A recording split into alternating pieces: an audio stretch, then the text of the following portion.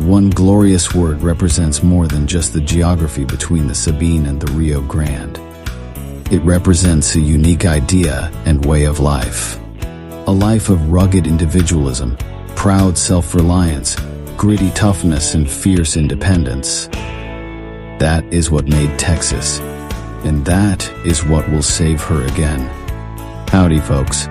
Sam Houston here. I want to thank you for tuning into the Feed Bandit podcast. Feed Bandit is the Texas first outdoors brand built by rabid Texans, for rabid Texans, and all those who aim to be one someday. We unapologetically promote the ideals that shape our Texas pride and Texas first patriotism through our love of hunting, the outdoors, and the gear and apparel we create. Texas, above all else, preserve the tradition, protect the legacy. Check us out at feedbandit.com. And to repeat that great rallying cry from a former colleague of mine, liberty or death.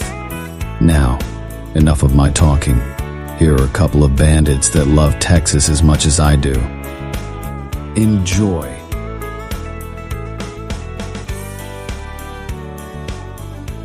Howdy, friend. Welcome back to the Feed Bandit podcast. Jimmy here. I hope you're doing well. I wanted to start this one with a little discussion about the Chisholm Trail. I thought this would be something that's interesting that most of y'all have probably heard of, I would imagine, but may not know some of the history behind it. So let's jump right in. The Chisholm Trail was a major route out of Texas for livestock. Although it was used only from 1867 to 1884, the longhorn cattle driven north along it provided a steady source of income that helped the impoverished state recover from they call it the Civil War. To be accurate, it was either the War of Northern Aggression or the War for Southern Independence, or the less provocative descriptor, the War between the states. I personally tend to prefer the War for Southern Independence. But moving on. Youthful trail hands on Mustangs gave a Texas flavor to the entire range cattle industry of the Great Plains. It made the cowboy an enduring folk hero. When the Civil War, when the War between the states, or the War to prevent secession, War for Southern Independence, if you will, ended, the state's only potential assets were its countless longhorns, for which no market was available. Missouri and Kansas had closed their borders to Texas cattle in the 1850s because of the deadly Texas fever they carried. In the East was a growing demand for beef, and many men, among them Joseph G. McCoy of Illinois, sought ways of supplying it with Texas cattle. In the spring of 1867, he persuaded Kansas Pacific officials to lay a siding at the hamlet of Abilene, Kansas, on the edge of the quarantine area. He began building pens and loading facilities and sent word to Texas cowmen that a cattle market was available. That year, he shipped 35,000 head. The number doubled each year until 1871, when 600,000 head glutted the market. The first herd to follow the future Chisholm Trail to Abilene belonged to O.W. Wheeler and his partners, who in 1867 bought 2,400 steers in San Antonio. They planned to winter them on the plains, then trail them on to California. At the North Canadian River in Indian Territory, they saw wagon tracks and followed them. The tracks were made by Scott Cherokee Jesse Chisholm, who in 1864 began hauling trade goods to Indian camps about 220 miles south of his post near modern Wichita. At first, the route was merely referred to as the Trail, the Kansas Trail, the Abilene Trail, or McCoy's Trail. Though it was originally applied only to the trail north of the Red River, Texas cowmen soon gave Chisholm's name to the entire trail from the Rio Grande to central Kansas. The earliest known references to the Chisholm Trail in print were in the Kansas Daily Commonwealth of May 27th and October 11th, 1870. On April 28, 1874, the Denison, Texas Daily News mentioned cattle going up the famous Chisholm Trail. The herds followed the old Shawnee Trail by way of San Antonio, Austin, and Waco, where the trails split. The Chisholm Trail continued on to Fort Worth, then passed east of Decatur to the crossing at Red River Station. From Fort Worth to Newton, Kansas, U.S. Highway 81 follows the Chisholm Trail. It was Wayne Guard observed, "Like a tree, the roots were the feeder trails from South Texas. The trunk was the main route from San Antonio across Indian territory, and the branches were extensions to various railheads in Kansas." Between 1871, when Abilene ceased to be a cattle market, and 1884, the trail might end at Ellsworth, Junction City, Newton, Wichita, or Caldwell. The Western Trail, by way of Fort Griffin and Doane Store, ended at Dodge City. The cattle did not follow a clearly defined trail except at river crossings. When dozens of herds were moving north, it was necessary to spread them out to find grass. The animals were allowed to graze along for 10 or 12 miles a day and never pushed except to reach water. Cattle that ate and drank their fill were unlikely to stampede. When conditions were favorable, longhorns actually gained weight on the trail.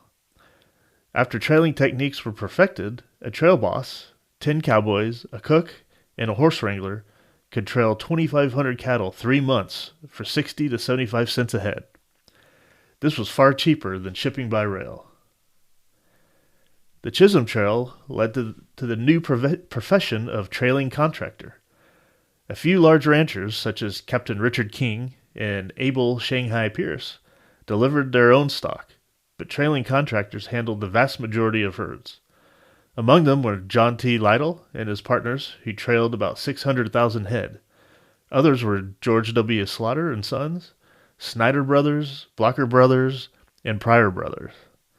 In 1884, Pryor Brothers contracted to deliver 45,000 head, sending them in 15 separate herds for a net profit of $20,000.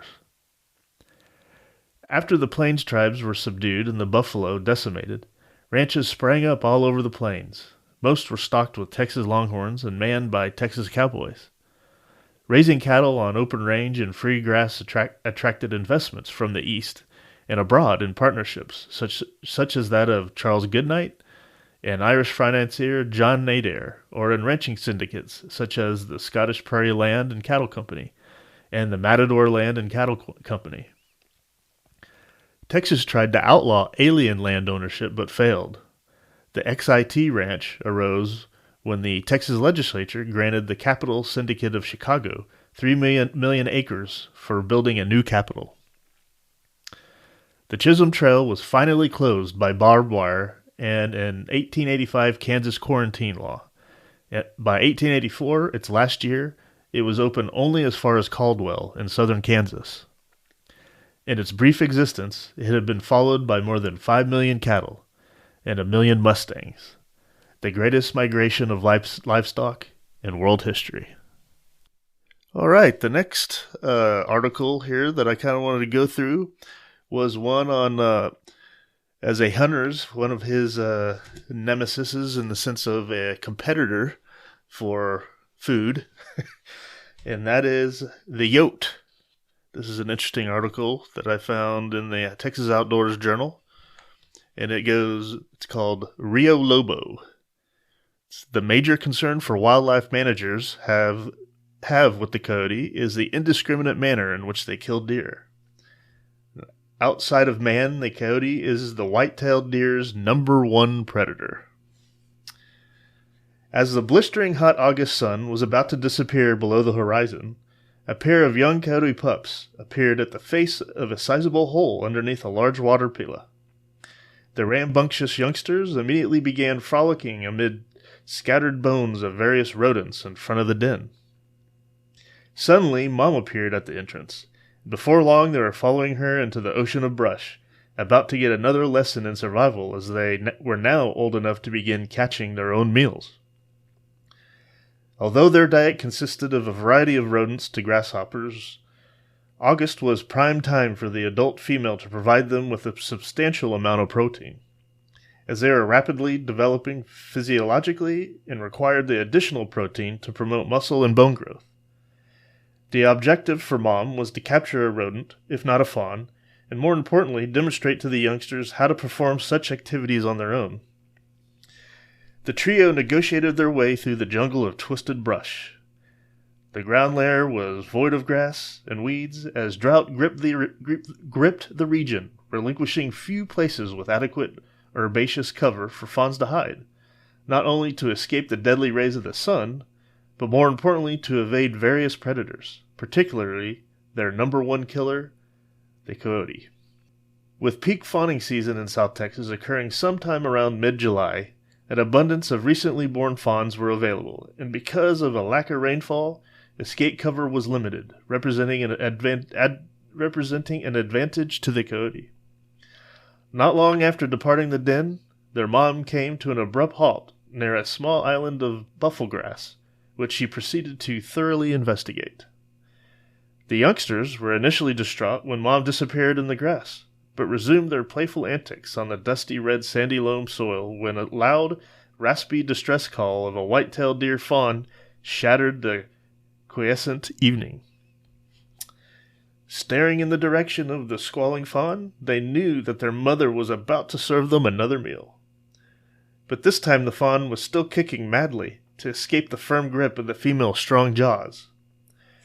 Approaching the pups, she laid the frantic yet immobile fawn down in front of her progeny and allowed them to complete the task, which would become the youngsters' responsibility in the future.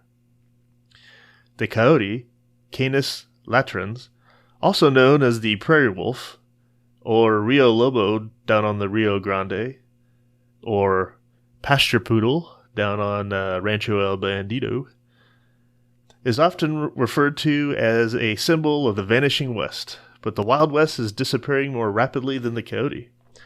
Despite being intensively hunted, coyotes continue to expand their range. They can be found from Panama to Alaska.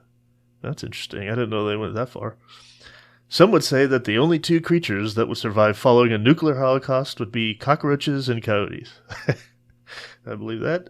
They are extremely adaptable and can live amongst man, which often poses some problems. Yeah, a lot of friends of the Bandit Show, Feed Bandit podcast, and probably a lot of y'all listening here, maybe you live in a newly developed subdivision of one of these big metroplexes. Number one, I'm sorry if you live in the big town, but and not that I live that far from the big town, but I'm not right in the middle. Y'all probably see coyotes show up on your ring doorbell and things of that nature. Probably quite often, so you can relate to this. For example, coyotes are especially attracted to dog food, and animals like small dogs and cats often fall prey to the marauders at city outskirts, like I was saying. Based on scat, or fecal analysis collected near Claremont, California, coyotes heavily relied on domestic pets as a food source during the winter and spring periods. In South Texas, coyotes occupying the outskirts of towns also represent a vector for rabies, by which domestic dogs can be infected. Ooh, hide your dog. The coyote is well equipped for survival. It can run up to 40 miles per hour for 8 to 12 minutes. When pursued by dogs, it can run for 12 to 14 hours. Its sense of smell is superb, and its hearing is second only to deer. The coyote is as stealth as a cat and can survive on just about any food source. Back in 1987, I performed my own study in Dimmitt County to find out just what coyotes consume. What I discovered was the animal is an opportunist. By collecting and analyzing coyote scat weekly throughout the year, I found that they would consume everything from grasshoppers and persimmons to fawns, while taking down mature bucks seriously injured during the rut. Coyotes will also predate upon livestock, particularly goats and sheep, even calves, when other food items are scarce. How and what a coyote obtains for food depends on what its mother teaches it early in life. For instance, the first time a young pup sees a sheep or calf, it will generally dash off because the animals are intimidatingly larger than the pup, but it doesn't take long before it witnesses its parents taking one of these animals down. The rest is history. They get the taste in their mouth. Throughout central Texas, formerly known as the mohair capital of the world, the coyote was considered as enemy number one and virtually eliminated. But in South Texas, the coyote is extremely abundant. For the most part, its diet is primarily dictated by environmental conditions. Coyotes, once again, are opportunists, thus food is dependent on what is available, which is a byproduct of the climate. Andelt, 1985, found that mammals composed 87% of the winter and 28% of the summer diet on the Welder Wildlife Refuge in South Texas. Fruits including persimmon, agarita, dewberry, and prickly pear compose 65% of the summer diet, but only 1% of the winter diet. Well, that would make sense. I didn't know they ate prickly pear. Deer composed a large percentage of the diet in June when fawns were being born. Various rodents and cattle appeared in their diet, primarily during the winter. Insects, particularly grasshoppers, occurred in the diet in late summer. Yeah, I can see that. Grasshoppers and maybe crickets. I don't know crickets so much, but we got crickets all over our office right now. It is the consumption of livestock and deer that concerns livestock producers and game managers. For ranchers raising livestock, one loss to predation is a concern. On small, particularly confined landholdings focused on the production of quality deer, coyotes can play a significant role in hindering the realization of management goals. Coyotes predate on fawns, but in a state inhabited by an estimated 4.5 to 5 million deer, it is not alarming. But to someone hoping to see more trophy-caliber bucks, indiscriminate killing of fawns reduces their ability to augment the number of bucks in the older age classes when their largest antlers develop. More importantly, few male fawns contain the right stuff, genetically speaking, to develop exceptional racks, making it even more important that a high percentage survive. In reality, it's not how many fawns are predated upon, but which ones are removed from the management equation. Based on a study conducted by researcher Fred Knowlton, 3,200 coyote scats and 265 stomachs on the Welder Wildlife Refuge near Sinton, Texas, were analyzed, and rodents and rabbits made up 10 to 70%, averaging 25%. Approximately 15% of the coyote's diet was composed of deer in late winter and early spring. The occurrence of deer in the coyote's diet rose to 75% or more in early June due to the presence of newly born fawns. It increased during extended drought when escape cover was minimal for newborns. Additional studies conducted by the Texas Parks and Wildlife staff from 1967 through 1969 in Robertson and Freestone counties revealed deer hair in 57% of the coyote scats examined during summer. In another Texas Parks and Wildlife study conducted in Gonzales and Lavaca counties, 40 fawns were captured soon after birth and equipped with radio transmitters. During the first 2 years of this study, only 5 of the radio-equipped fawns survived. Predators were determined responsible for 21, or 60% of the deaths. However, in the first 2 years in which this study was conducted, severe drought existed. Following adequate rainfall, the third and fourth years of the study, the ideal range conditions provided ample escape cover, and 80% of fawn survival occurred with little loss to predators.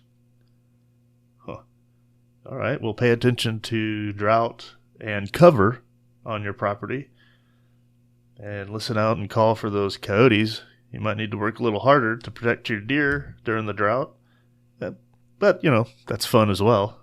Gives you an excuse to sit out there late at night and, do some distressed rabbit calling and things like that to see what you can find. The major concern wildlife managers have with the coyote is the indiscriminate manner in which they kill deer. They kill buck as well as doe fawns. The wildlife manager, I'm sure that makes sense. I would not put a coyote up there and say, Bob, and not really Bob, you're probably not talking to a cat, Phil, that looks like a buck and he may grow, to be a trophy. Let's avoid that dude right there. Let's go see if we can find his sister somewhere. his baby sister. Yeah. The wildlife manager's objective is to alleviate harvest pressures on the male segment in order to increase both buck numbers and their age. This is particularly important on high-fenced landholdings managed for trophy deer. Management on such areas requires control of doe numbers while allowing buck numbers to increase in order to augment the probability of yielding those trophy-caliber males. Indiscriminate killing of deer on intensively managed land is unacceptable. However, on conservatively hunted large land tracts, predation plays a vital role in population control. Based on the fact that coyotes predate upon deer makes coyote hunting a beneficial as well as entertaining management endeavor that can enhance one's chances of seeing larger racked bucks. The biggest incentive to the pursuit of coyotes is the fact that it remains affordable. All one needs is a hunting license, permission to hunt, an inexpensive mouth call, and the willingness to cover a lot of territory. It's not only exciting, but also plain fun that is really enjoyed by youngsters. When it comes to youngsters, calling in coyotes is a stimulating, unforgettable event, especially when compared to sitting for hours inside a deer blind. It's hunting pure and simple, and who knows, the fawns you save may include one of the bucks you pursue in the future. And close by saying here, coyotes are not the only predators for white-tailed deer, as feral hogs, bobcats, and the occasional lion also predate on fawns. So remember that when you're out there in the field. If you're calling, be on the lookout for old Bob as well.